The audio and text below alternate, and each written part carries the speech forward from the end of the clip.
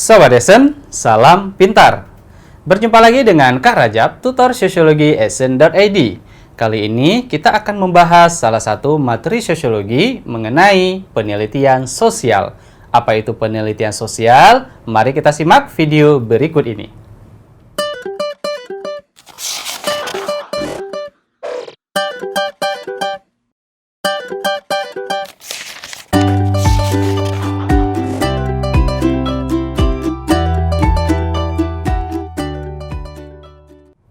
Sobat Esen, pada video kali ini kita akan melanjutkan pembahasan pada video sebelumnya, yaitu mengenai bagaimana langkah-langkah melakukan sebuah penelitian sosial ya. Jadi pada video sebelumnya kakak telah menjelaskan mengenai pengertian, bagaimana cara berpikir seorang peneliti gitu ya, dan juga ada syarat bagi penelitian sosial ya, syarat penelitian sosial. Nah, jadi pada video kali ini kita akan melanjutkan pembahasannya gitu ya, yaitu mengenai langkah-langkah melakukan penelitian sosial. Langkah-langkah melakukan penelitian sosial. Nah, jadi dalam melakukan sebuah penelitian sosial, kita harus mengikuti beberapa langkah-langkah ya, atau struktur-strukturnya. Nah, yang pertama sekali adalah yaitu menentukan topik. Menentukan topik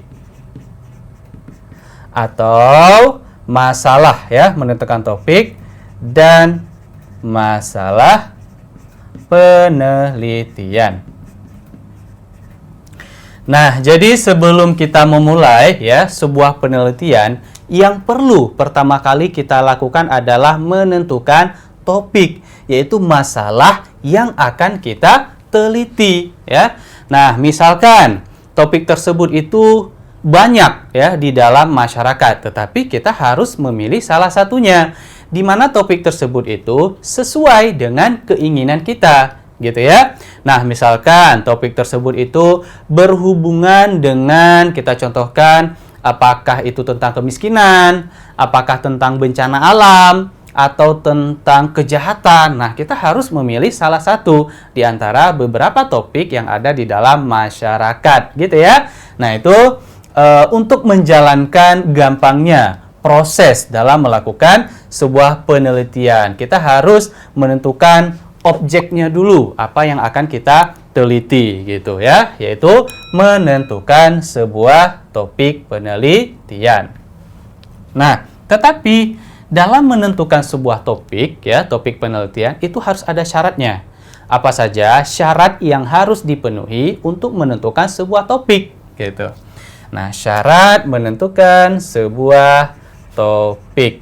Syarat. Nah, yang pertama adalah syarat topik yang pertama sesuai dengan minat peneliti.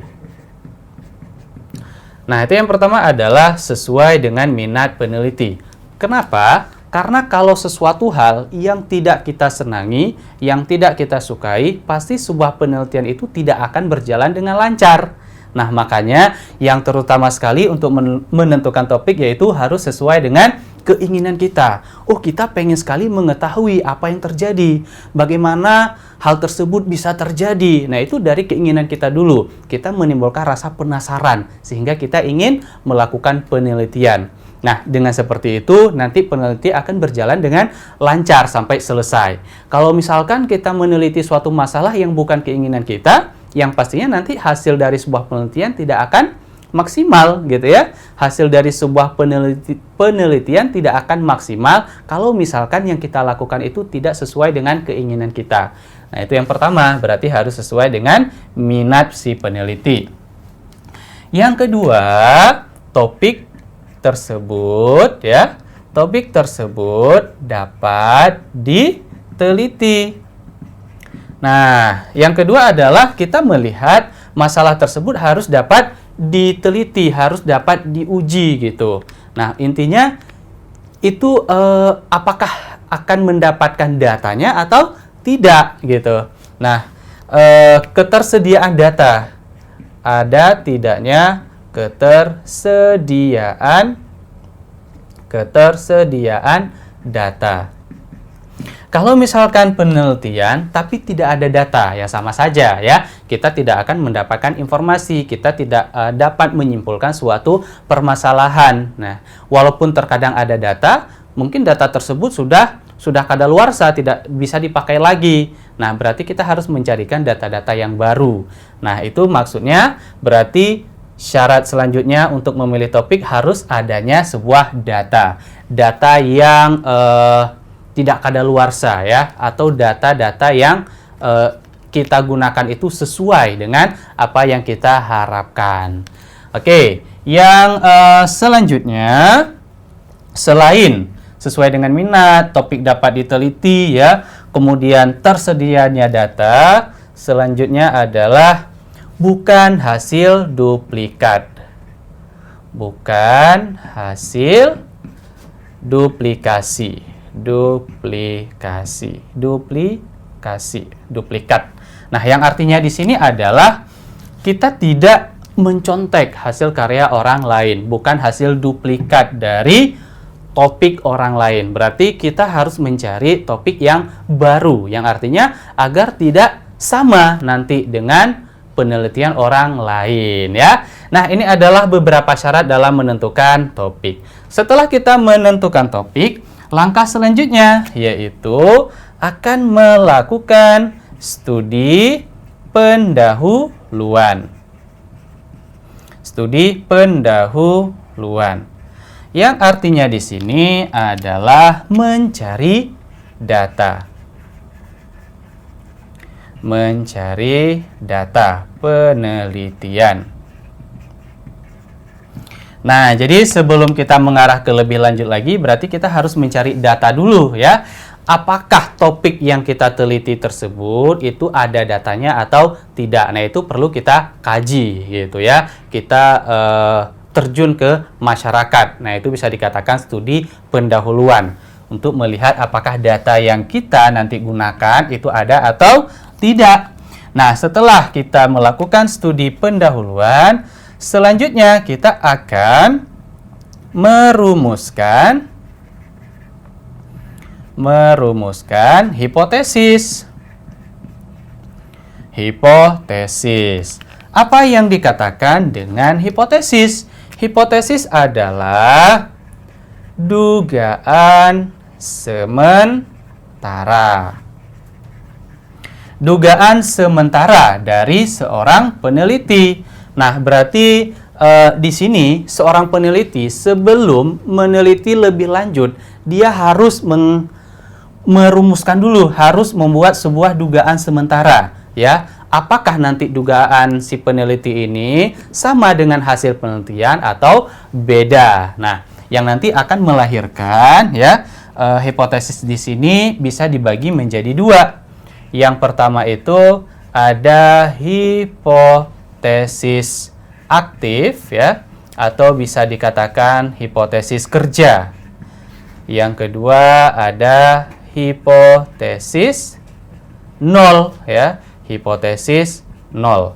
Apa yang dikatakan dengan hipotesis kerja? Berarti adanya hubungan ya, adanya hubungan antara dugaan sementara oleh si peneliti dengan hasil yang akan didapatkan nanti setelah meneliti. Itu dikatakan dengan hipotesis kerja, adanya hubungan.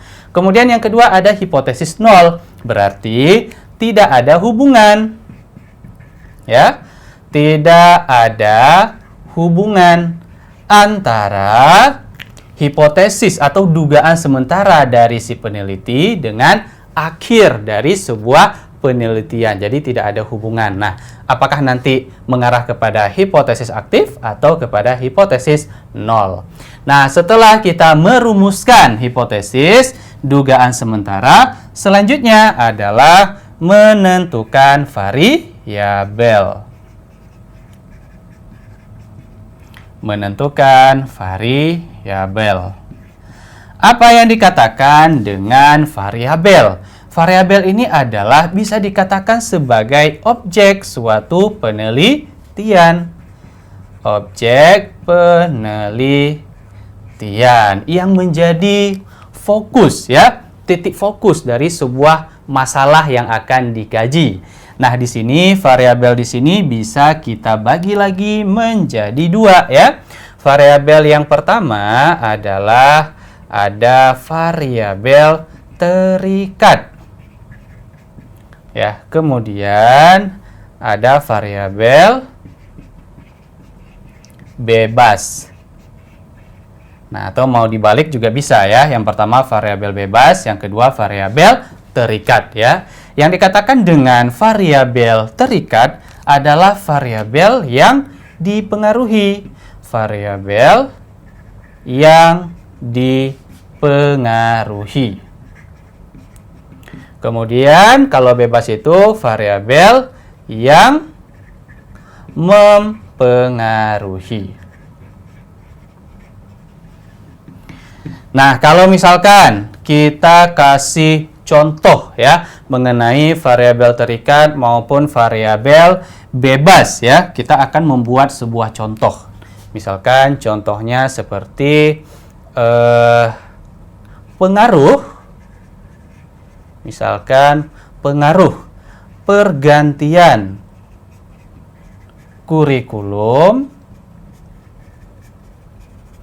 terhadap prestasi belajar siswa. Prestasi belajar siswa. Nah, jadi bisa kita lihat di sini dari judul ini manakah yang termasuk variabel terikat, manakah yang termasuk variabel bebas. Nah, di sini yang dikatakan variabel bebas atau variabel yang mempengaruhi ini, ya. Pengaruh. Nah, pengaruh pergantian kurikulum bisa dikatakan sebagai variabel bebas. Kenapa? Karena dia yang mempengaruhi. Mempengaruhi siapa? Prestasi belajar siswa. Jadi, prestasi belajar siswa ini adalah dikatakan variabel terikat. Nah, jadi objek dari suatu penelitian di sini adalah ingin mengetahui, ya, prestasi belajar siswa yang dipengaruhi oleh pergantian kurikulum. Apakah pergantian kurikulum ini akan berpengaruh terhadap prestasi belajar siswa atau tidak? Nah, itu adalah bisa dikatakan sebagai variabel atau objek yang akan dikaji dalam sebuah penelitian sosial. Oke, setelah kita menentukan variabel, langkah selanjutnya adalah kita akan menentukan instrumen penelitian. Berarti D yang E, ya. Nah, menentukan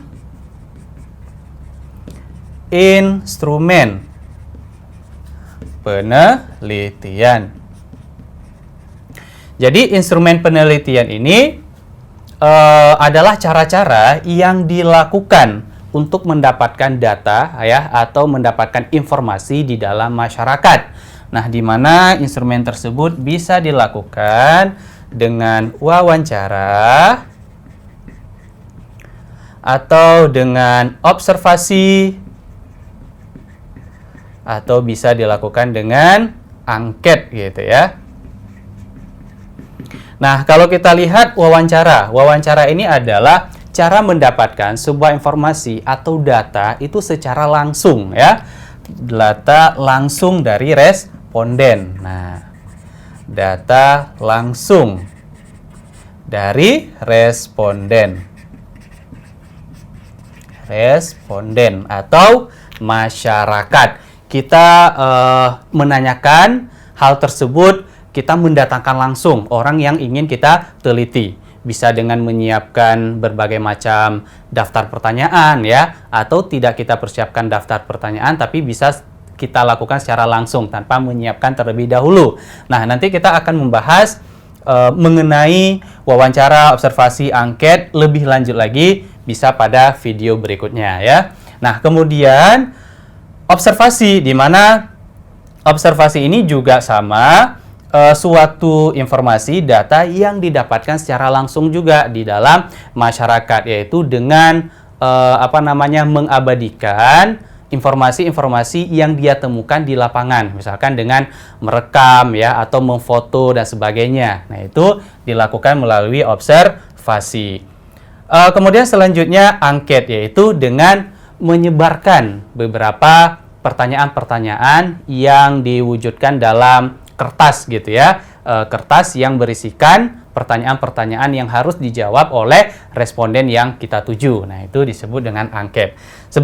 Sebenarnya banyak ya instrumen-instrumen yang dapat digunakan dalam menentukan atau dalam melakukan sebuah penelitian ya, selain wawancara, observasi maupun angket. Nah, setelah menentukan instrumen penelitian, langkah selanjutnya kita berarti mengumpulkan data. Nah, berarti mengumpulkan data.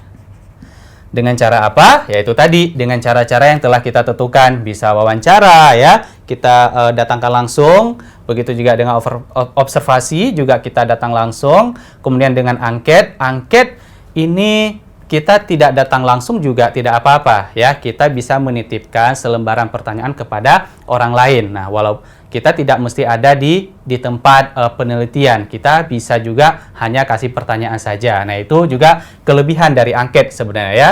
Nah, dengan cara-cara ini kita akan mengumpulkan data-data atau informasi dari responden-responden yang kita tuju.